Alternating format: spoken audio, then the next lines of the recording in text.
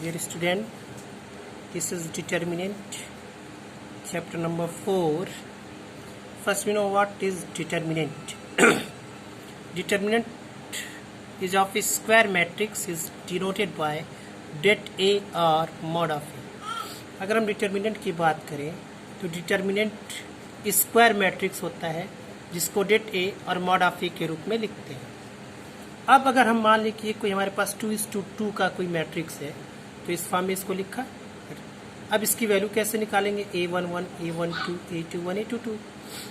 इसका cross multiply कर देंगे। हमने पढ़ा था क्लास 10th में क्रॉस मल्टीप्लिकेशन में थे, तो इसमें हम क्रॉस मल्टीप्लाई करा के वैल्यू को लिखते थे।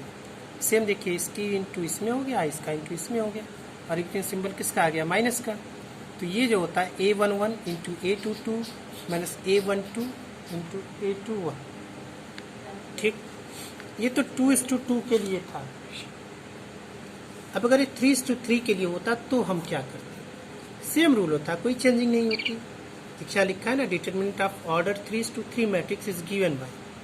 देखिए मैट्रिक्स ले लिया A11, A1, B1, C1, A2, B2, C2, A3, B3, C3। ये कितने ऑर्डर का है? 3:3 ऑर्डर का। अब वैल्यू निकाला। देखिए हमने क्या किया, A1 को बाहर लिखा, ये A1 हमारा चला गया। अब यही दो बच्चा, इसको तो हम लेंगे नहीं, B1, B3, B2, B3, C2, C3 को लेंगे। देखिए B2, B3, C2, C3, और इसकी वैल्यू निकालना हमें आता है। फिर जब हम B1 को लेंगे तो ये प्लस है, ये माइनस है, ये प्लस है, इसको आगे भी बताएंगे हम।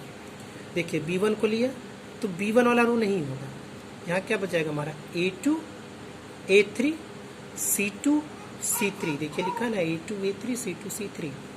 और जब C1 को लेंगे तो C1 वाला रो कैंसिल और ऊपर वाला कैंसिल, क्या बचा है? A2, A3, B2, B3। तो देखिए यहाँ लिख दिया A2, A3, B2, B3, ये प्लस, और इसको हम सॉल्व करना जानते हैं क्रॉस मल्टीप्लिकेशन के द्वारा। तो इससे हमें 3:3 ऑर्डर का जो मैट्रिक्स होगा, जो डिटर्मिनेंट होगा, उसका सोल्यूशन मिल जाएगा। देखिए हम इसी की बात कर रहे थे। देखिए अगर 3:3 ऑर्डर का है तो ये प्लस होता है फर्स्ट एलिमेंट, सेकेंड माइनस, फिर plus, means plus minus plus, minus plus minus, plus minus plus. Symbolically हम इसको ऐसे लिख सकते हैं। वैसे तो मैट्रिक्स थे डिटरमिनेंट 3:3 ऑर्डर का हम जानते ही हैं, लेकिन अगर सिंबल लिखना हो तो सिंबल से कैसे लिखेंगे? देखिए plus minus plus, minus plus minus, plus minus plus. ये सिंबॉलिक रिप्रेजेंटेशन हो गया किसका? मैट्रिक्स का, सॉरी डिटरमिनेंट का। अब इसकी कुछ प्रॉपर्टीज होती है, जैसे हमने बताया, हम अगर डिटरमिनेंट को सॉल्व कर रहे हैं तो डिटरमिनेंट को किसी भी रो और किसी भी कॉलम के थ्रू सॉल्व कर सकते हैं। अभी नहीं कि हमें फर्स्ट रो बता दिया तो सर हम फर्स्ट रो को ही लेंगे, सेकंड रो से करेंगे तो आंसर नहीं आएगा।